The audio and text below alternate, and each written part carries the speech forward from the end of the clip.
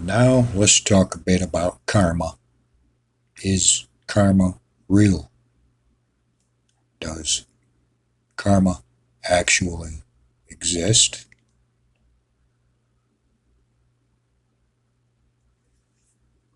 Are those attempting to push it aside merely in wishful thinking, hoping that karma doesn't exist?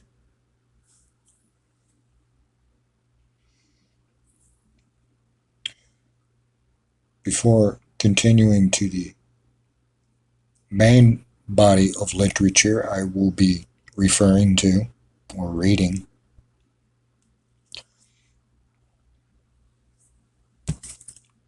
entitled Free Will and Karma,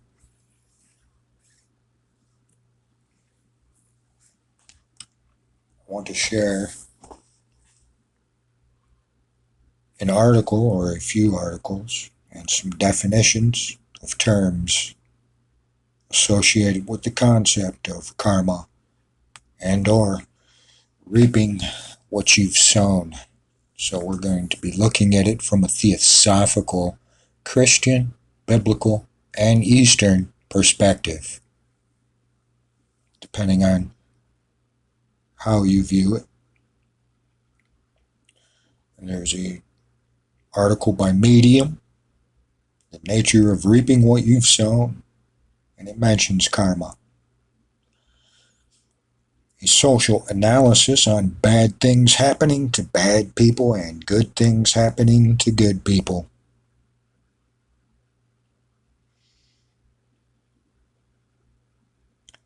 Augustinus Theodorus, published in February of 2021. Reflections in life are essential. More often than not, I find myself daydreaming into my deep conscience, finding reasons for why life is the way it is.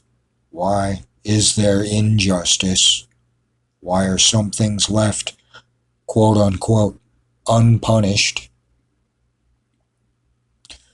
If there is a God, is he seeing all this and writing it down?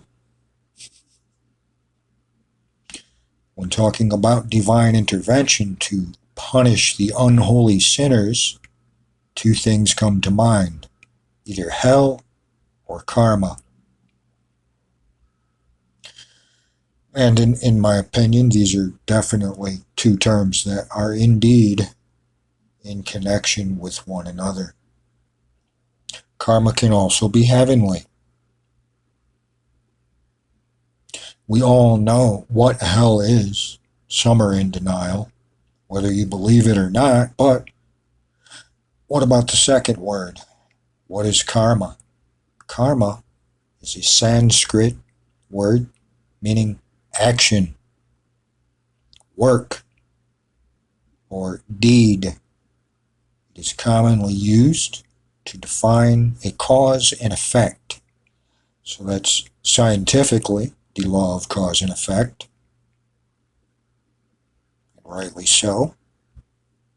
The idea of karma is closely associated with mostly South Asian religions, such as Hinduism, Buddhism. There is a Christian version of this, which can be seen in Galatians chapter 6, verse 7. It reads, "Do not be deceived, God is not mocked, for whatsoever one sows, that will he also reap." Karma is a popular term nowadays, a one-word explanatory phrase or umbrella word, if you will, but is often declared to wish misfortune upon other people for their wrongdoings or supposed wrongdoings. I dislike people declaring this word in such a manner. First of all, why should any God care if someone has wronged you? Because to wish malice upon others shows a bit of character about the one saying it. So, Rather than dwelling in dislike, I chose to understand this predicament a bit deeper. Why does karma exist? Does it equal divine intervention or retribution? Theological perspective. The traditional karma doctrine suggests that one will reap the fruits of one's actions. Jesus himself taught this concept.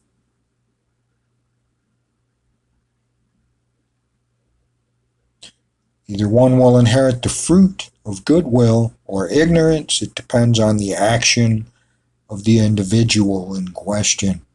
The Hindu and Buddhist perspective, Hopkins, an American Sanskrit scholar, wrote that some religious beliefs don't just reference karma from the point of view of the present life, but also in a metaphysical sense.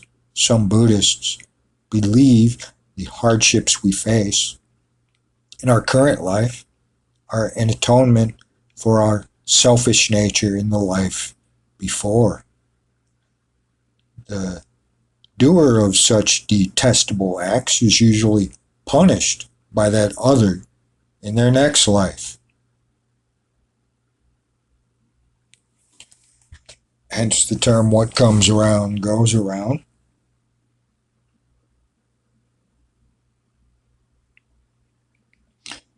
As a man himself sows, so he himself reaps. No man inherits the good or evil act of another man. Those who think this way are in error, apparently. The fruit is of the same quality as the action.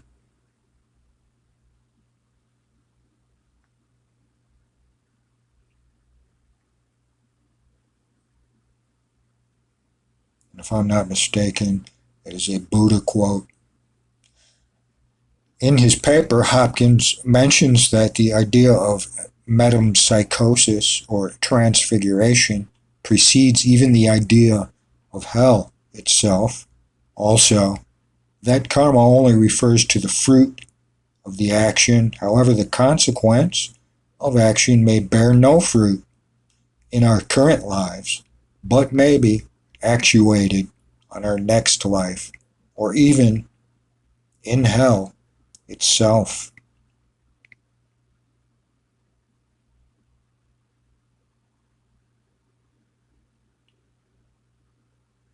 And if I'm not pronouncing this correctly, forgive me. Makua Donhardian VN gave an in-depth explanation of karma according to Hinduism. Hindus believe that there are three types of karma.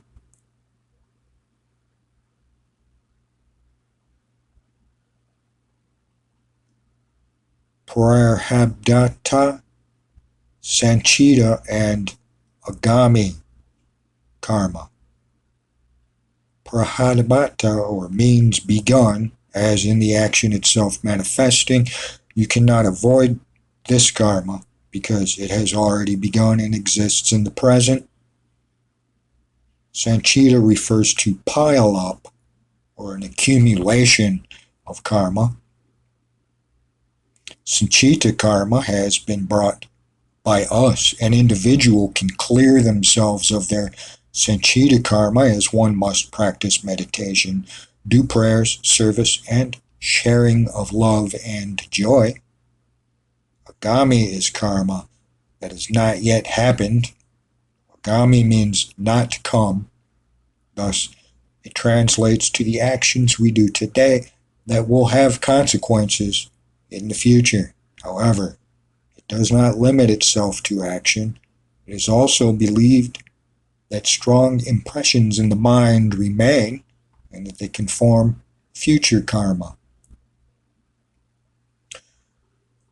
And I'm observing that this indeed would be a deterrent to unmitigated evil, or some evil that is not restrained. This concept has a great method for avoiding such evil, think of the karma involved. How right action perpetuates good karma.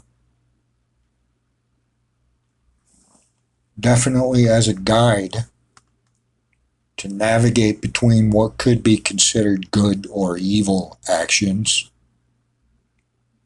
Evil actions will indeed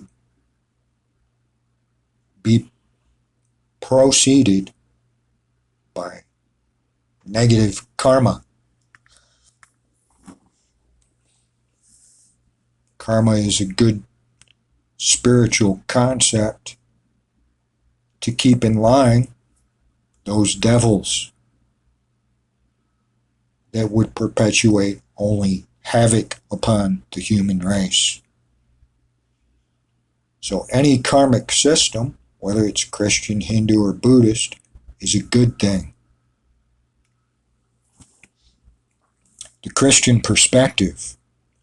Hopkins researched karma from a mostly South Asian perspective for a Christian perspective. I took a look at a commentary by Matthew Henry for Galatians 6:7. See if you can spot the law of karma in this commentary from 1706. Matthew explained that the verse in Galatians 6:7 speaks of how we take action upon God and how God can see through our facades, and that we cannot fool him, though hereby they may possibly impose upon others, yet they do but deceive themselves if they think to impose upon God, who is perfectly acquainted with their hearts as well as actions, and as he cannot be deceived. Matthew Henry.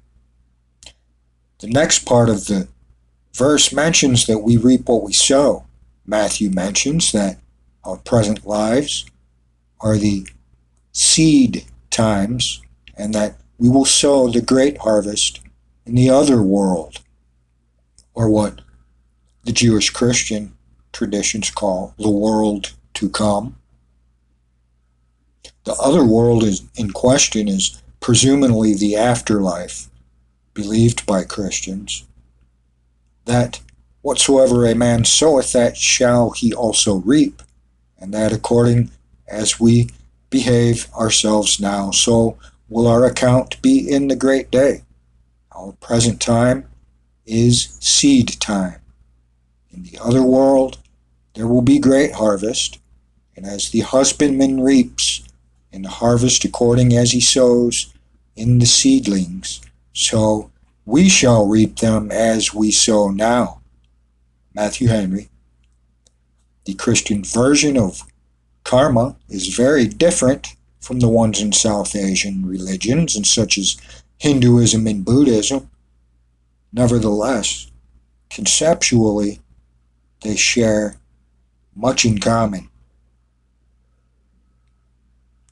The very distinct difference being that the Christians do not believe in reincarnation, and I would add, not all Christians do not believe in reincarnation. Most Christian mystics that I've come across indeed do accept the doctrine of reincarnation as something to at least be considered as something legitimate, if not only in Christian history. That is before they decided to discard it in antiquity.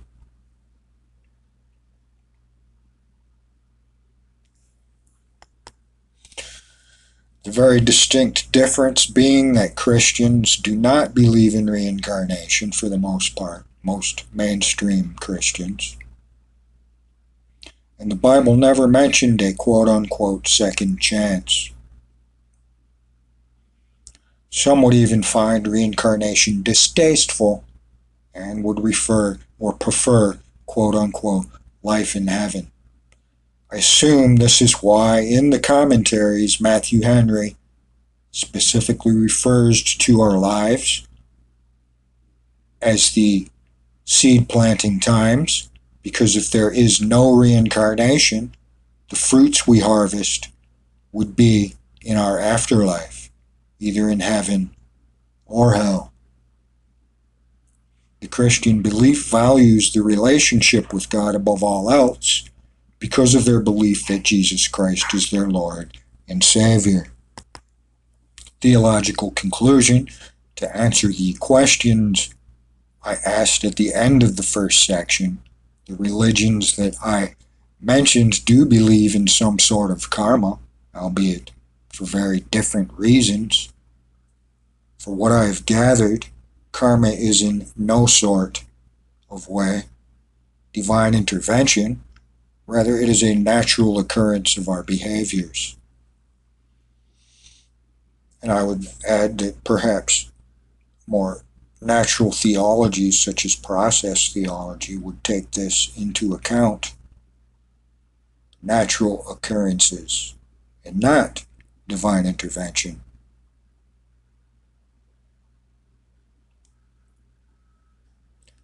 Most process theologians are not divine interventionists,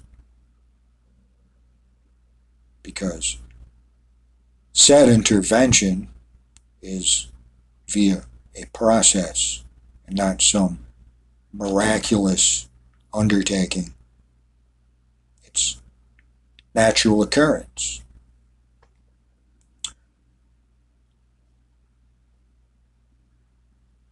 The Christian belief took it a bit further and said that our actions will determine what we will be given to, what will be given to us, what rewards in said afterlife, which to me is perhaps a simplistic and partial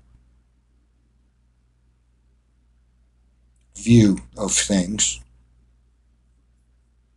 Social analysis on karma. Karma has been known for a long time, but most people who utter it don't understand what it exactly means. Modern day karma. In the modern day, karma is often declared as a form of vengeful wishes to another person for their actions. No, that's more like witchcraft. That's not what karma is. Especially in the room of public discourse on the internet, most people incite karma don't particularly understand it. For these reasons, rather than for what it really means, the action of these people is what made me want to write a piece on this in the first place. Another bad habit some people have is to blame whatever bad things happen to their adversaries as karma, if another person's misfortune has nothing to do with what she did to you. I doubt that it's karma. The Dalai Lama took on Twitter to explain that karma is a means of action, and action motivated by good. Karma means action, and action motivated by compassion is good. To complain that what happens to you is just the result of your karma is lazy. Instead, confidently recalling the advice that you are your own master. You can change what happens by taking action. His Holiness the Dalai Lama. I completely agree. By definition, karma does mean action, and I would add to that inaction as well. People using it to wish harm upon others is unjustified. It does not support the underlying premise to do good. A logical explanation behind karma. When I first thought about how karma actually works, I was drawn to injustice. How come some bad actors don't get what they deserve?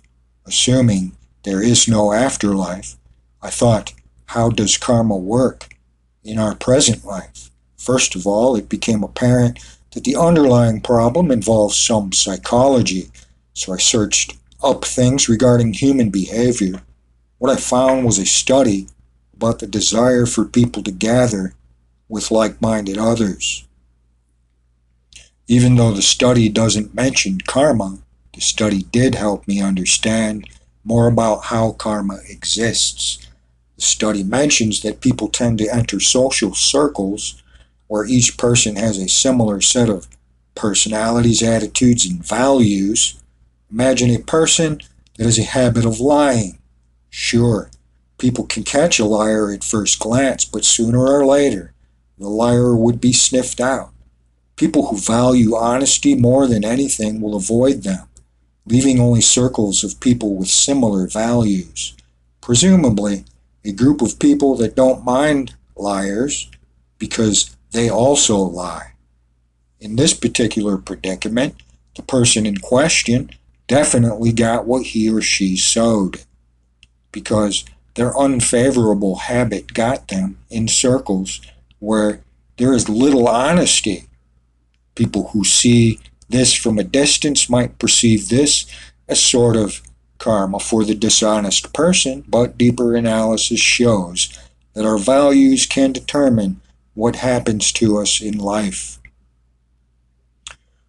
Remember what the Dalai Lama had said about being your own master?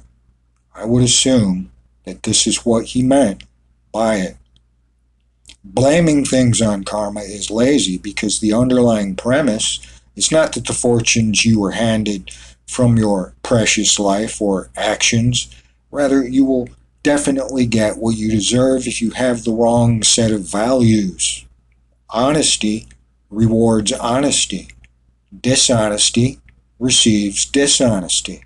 Karma means action, and what you do defines your values. Your values define your social circle. Thus, to have good karma, check your values beforehand. Like-mindedness also has other disadvantages because it creates such a conducive environment that people don't have conflicts. Without conflicts, there will be less incentive to learn and improve. Being in a very like-minded environment can empathize or emphasize laziness.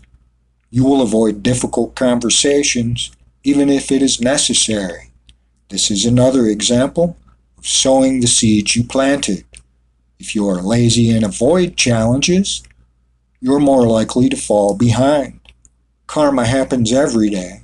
Even the good things that happen to you is a result of good karma, good actions. Gary Vee explained in his article perfectly.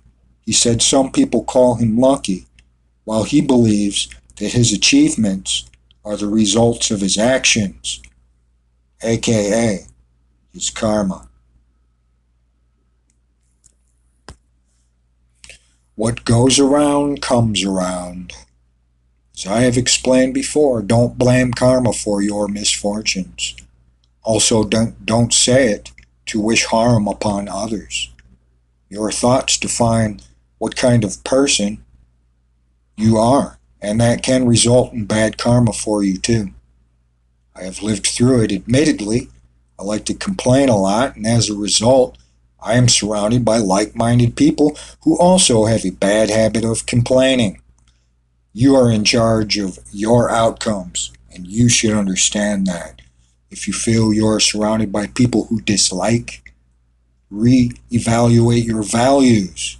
You might be the problem. Try to have a thorough examination of yourself. Finally, don't mind the things you can't control. Rather focus on the things you can. The Asperian blog, Big Questions Made Simple.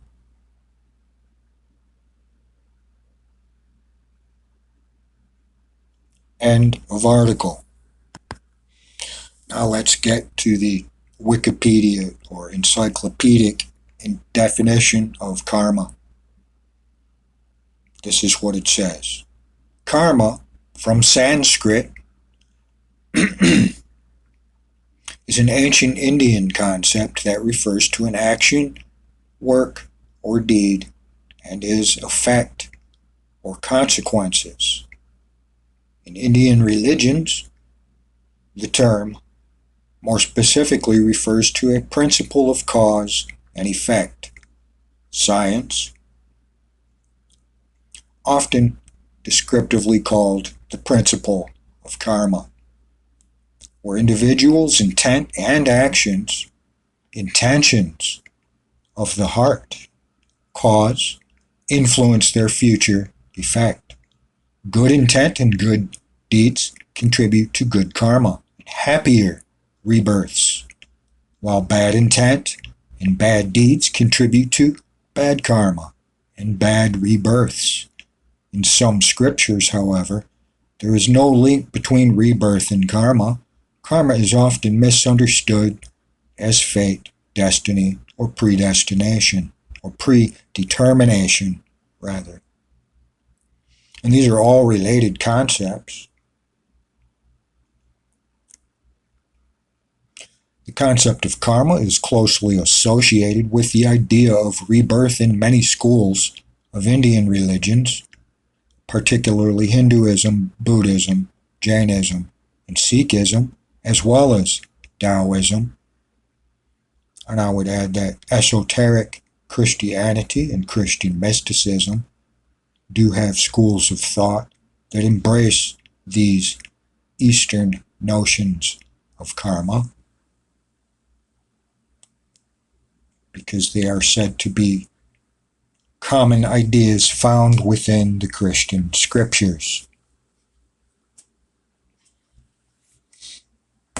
I would also mention that some schools within Judaism also embrace karma and or reincarnation, or the concepts themselves. In these schools, karma in the present affects one's future in the current life as well as the nature and quality of future lives. One's samsara. This concept has also been adopted in Western popular culture, in which the events that happened after a person's actions may be contributed or considered natural consequences of those actions. And this idea also, arguably, is embedded within our laws, so that when the judge thunders his gavel and proceeds sentence, this is the law of karma in action. The next thing I'll be referring to is Free Will and Karma, which is an excerpt from the larger work, The Growth of the Soul, by A.P. Sinnett, which can be found in the public domain. I will be narrating Chapter 5, and The Growth of the Soul is actually a sequel to his previous work entitled Esoteric Buddhism. But Alfred Percy Sinnett himself was a theosophist, which has actually an interesting relationship with the Christian faith, which I find quite fascinating as well, because you do have this group known as the Christian Theosophists, who are actually part of the larger theosophical body or wisdom. Alfred Percy Sinnett was an English author and theosophist. Born in January of 1840 to 26 June of 1921. Born in London, his father died while he was young, as in 1851, Sinnett was listed as a scholar London University, living with his mother, and author and translator who is listed as a widow and whose occupation is listed as periodical literature. His older sister Sophia, aged 22, was a teacher. His sister Jane's sister Sarah, aged 48, was also a teacher.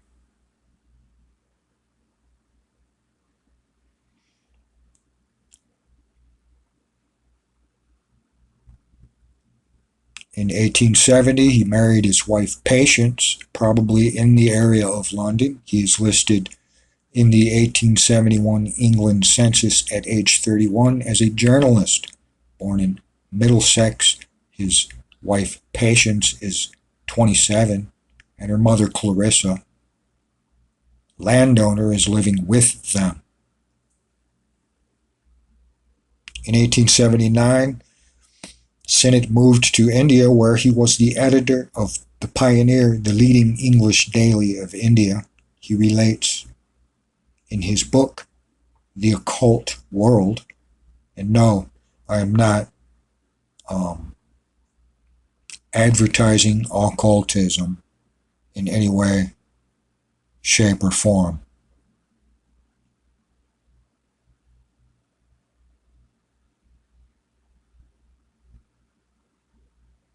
I will read further on the practice of theosophy later and how it intersects with Christian wisdom. And to say, I would rather use the word esoteric rather than occult because of its misunderstandings as something, quote unquote, evil, and not the whole occult world is delving itself in Satanism and black magic either. And this is where the mystical thread enters in.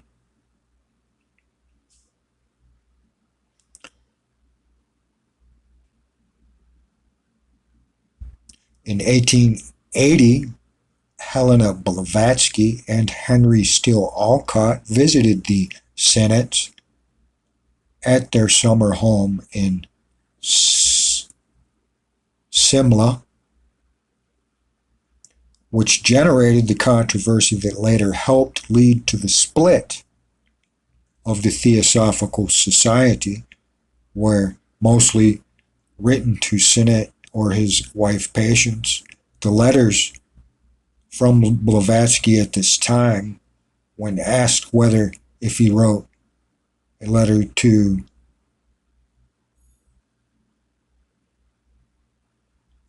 have it arranged to be delivered. Now, bear in mind as I'm sharing this information, this is not Orthodox Christianity. So don't expect it to fall within that category. So what relationship does theosophy and Christianity have? Wikipedia has a brief explanation in Christianity and Theosophy. Christianity and Theosophy for more than 100 years have had a complex and sometimes troubled relationship. The Christian faith was the native religion of the majority of Western theosophists, but many came to theosophy through a process of opposition to Christianity, or more likely, orthodox forms of Christianity that would have perhaps decried this information as an anathema, which they more than likely do to this day. But it doesn't make it any less intriguing, which is why I'm sharing it. Not to be dogmatic or anything like that. According to Professor Robert S. Elwood, the whole matter has been a divisive issue within Theosophy, because the Theosophists embrace Christian concepts readily, but most Orthodox Christians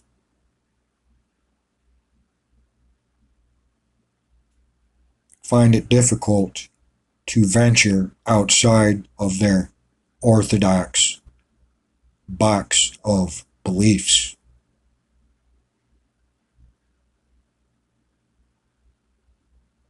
So, to give a brief distinction of beliefs, here is beliefs about God. According to the Theosophical spiritual masters, neither their philosophy nor themselves believe in a God, least of all in one whose pronoun necessitates a capital H. The Russian Orthodox cleric and theologian Dmitry Drugin cited the Theosophical master Kuthemik, quote, "We know there is our solar system, no such thing as God, either personal or impersonal, is not a God about absolute immutable law. The word God was invested to designate the unknown cause of those effects which man has either admired or dreaded without understanding them."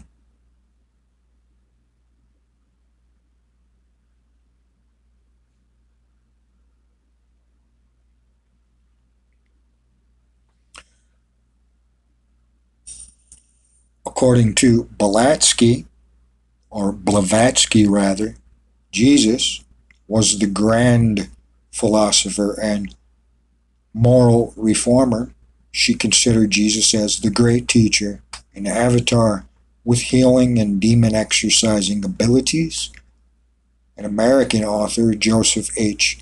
Tyson, stated she did not view him as the second person of the Blessed Trinity, but a Brahman, perfect master with clairvoyance, supernatural powers, and unconcern for the morrow, for tomorrow. In Blavatsky's opinion, Jesus, the Christ God, is a myth concocted 2 centuries after the real Hebrew Jesus died. According to most theosophy, term Christ means the personal divinity indwelling each individual human. And this is where esoteric Christianity and Christian mysticism intersect with theosophical concepts about divinity and our sharing in divinity with the Christ.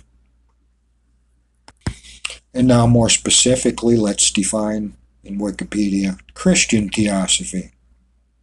Christian Theosophy, also known as Bohemian Theosophy and Theosophy in its broadest term, refers to a range of position within Christianity that focus on the attainment of direct, unmediated knowledge of nature, of divinity, and the origin and purpose of the universe. They have been characterized as mystical philosophies or theologies.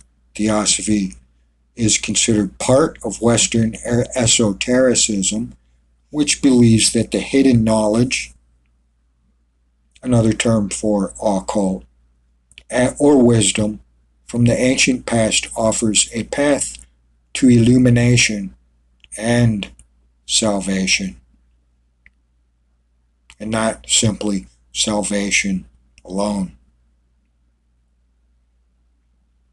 but rather the attainment of higher, superlative, secret knowledge or hidden knowledge rather, hence the word esoteric and or occult.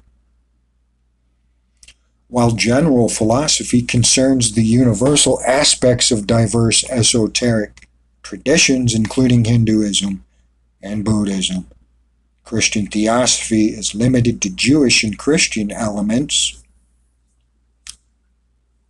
although most Orthodox, mainstream traditionalist Christians would not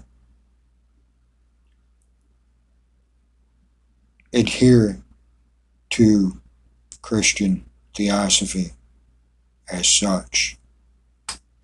The founding of Christian theosophy is usually attributed to the German philosopher Jacob Bohm.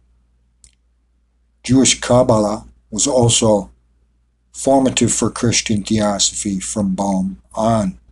In 1875, the term theosophy was adopted and reviewed by the Theosophical Society, an esoteric organization that spawned a spiritual movement also called theosophy. In the 20th century, theosophy became the object of study for various scholars of Western esotericism from various traditions. Although most classical theists and Christian Orthodox exclusivists would not admit to this knowledge as being anything that actually exists, it is nevertheless right here in black and white. And that is just for your information, not to be dogmatic. And remember, I won't tell you whom or what you should believe about religions and spirituality. I'm offering up the information simply as that information.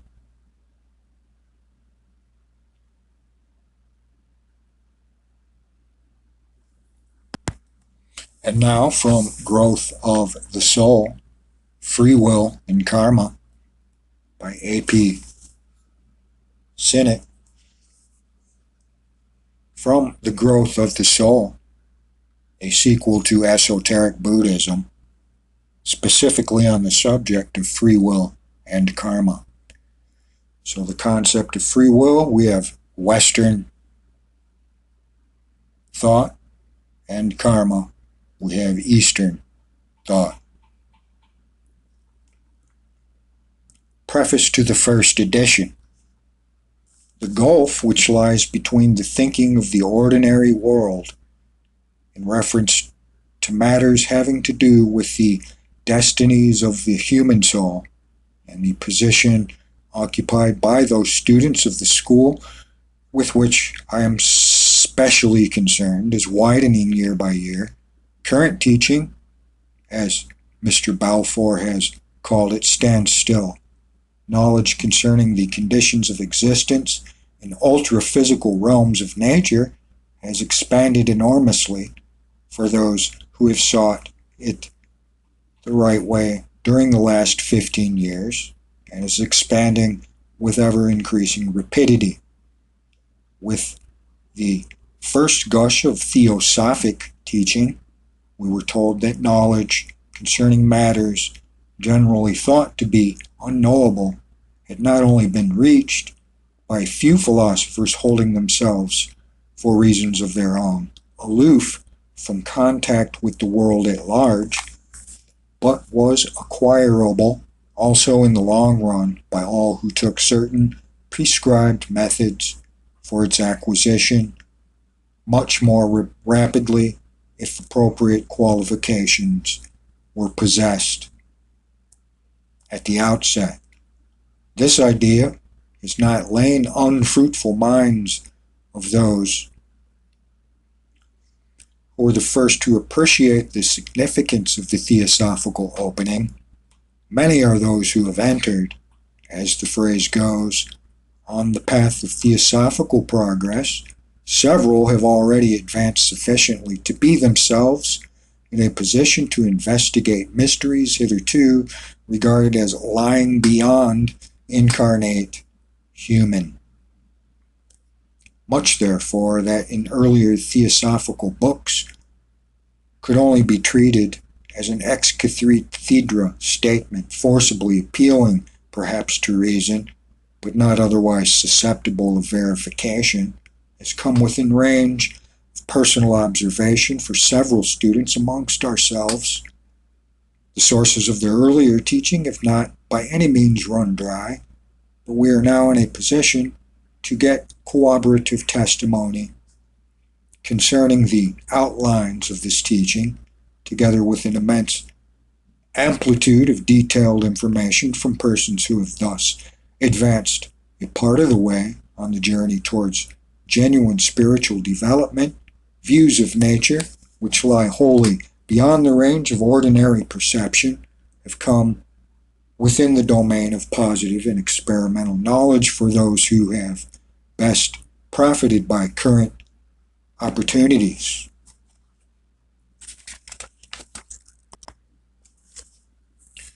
There is something pathetic for those who know better in the attitude of mind of people who treat as matters of ribald incredulity the existence of faculties in daily use amongst some of us in connection with the study not merely of literary philosophy, but of special conditions of existence, that other world from which, in the old phrase, no traveler returns, has been found accessible to travelers who are going backwards and forwards constantly.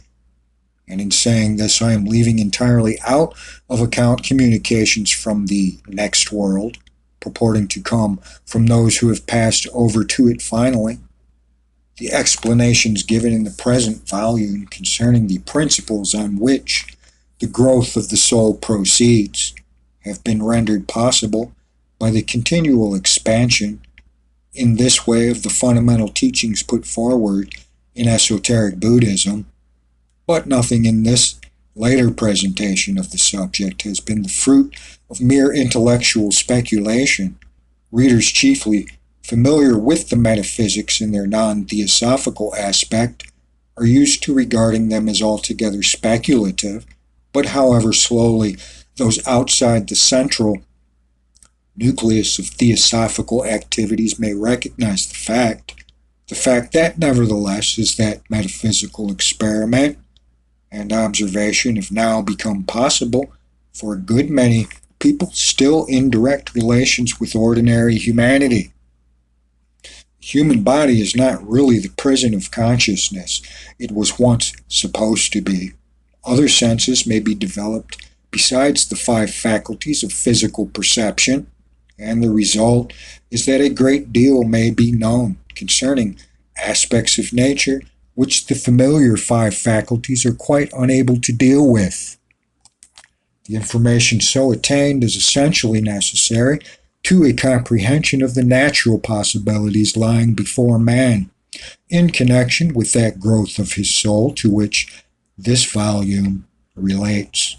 To introduce the subject and show it susceptible even of definite treatment, it will be necessary to build a bridge across the widening gulf of which I have spoken, so that, at all events, whoever endeavors to apprehend what I have to say may have before his mind, even if only in the form of a hypothesis, the knowledge concerning ultraphysical nature which has been accumulated by theosophical students within the last few years.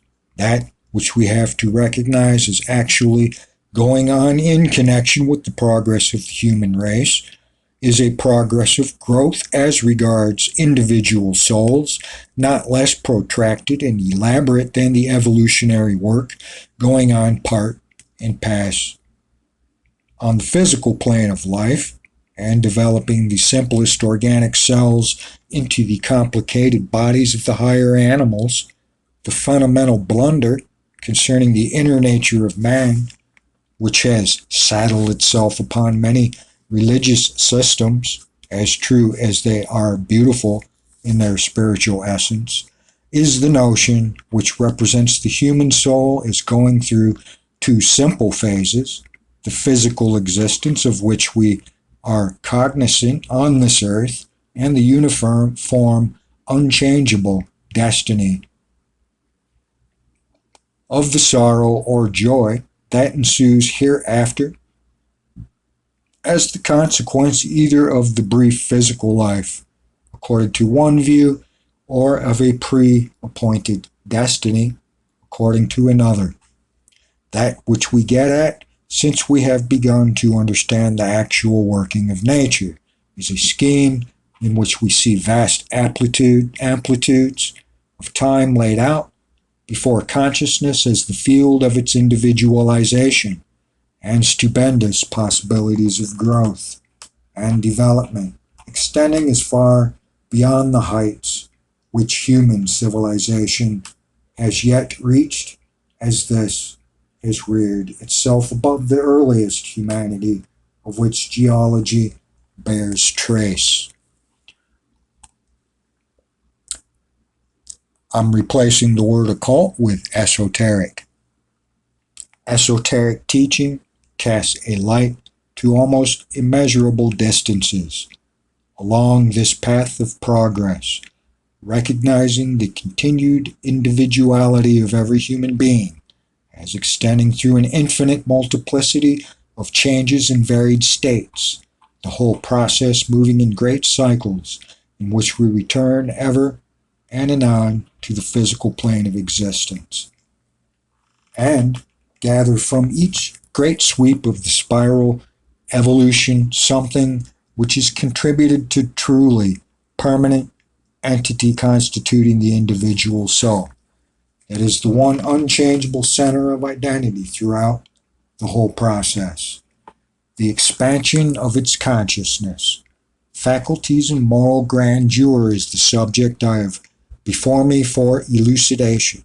So far as the resources of the present knowledge extend, and their extent is already so vast, even though the horizon of the unknown lies ever in a widening circle, beyond that is not possible even to describe. In the manner in which this growth is accomplished without paving the way for the main idea that has to be developed by a multiplicity of subordinate explanations. In this way, it has been necessary to wander sometimes in the progress of this work into many fields of esoteric inquiry, which, at the first glance, may have seemed out of touch with the main object in view. But such collateral surveys have not merely been necessary in themselves, but have been calculated to show that an inquiry into the nature of the soul's growth is really one of even more dazzling magnitude than the simple words would at first suggest. And now and I'm going to segment this into two parts, is the reading, a sectional reading from the major work, The Growth of the Soul. And this is Chapter 5, Free Will and Karma. The general purpose of this work is to interpret the opportunities for spiritual progress lying before humanity. The nature of these opportunities is the first great revelation of esoteric science. And the prospects before us, if we are resolute enough to explore them, are the subject of the esoteric student's most eager tradition.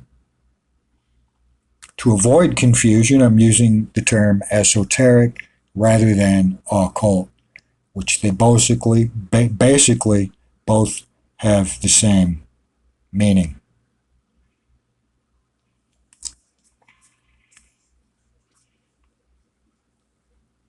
Every phase of emotion and faith embraced in religion, if rightly understood, is in harmony with the theosophical exposition of the evolutionary task provided for us by the design of the world.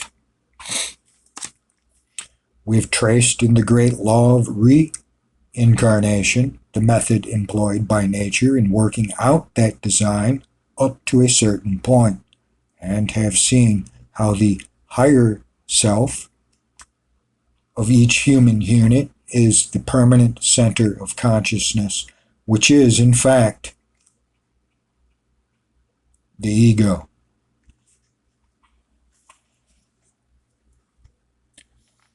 Although in some schools of thought, one can think of these as separate as well, because they are in many ways separate, the higher self and the ego, that is.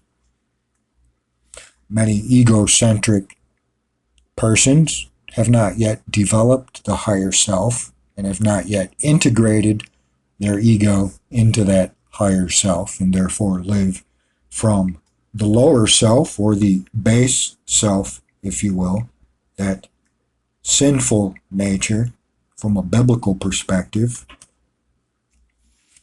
or just the natural self without any spiritual maturity whatsoever. So to make the distinction, the higher self and the ego are not one and the same, but they are related to each other and can be integrated, should be rather.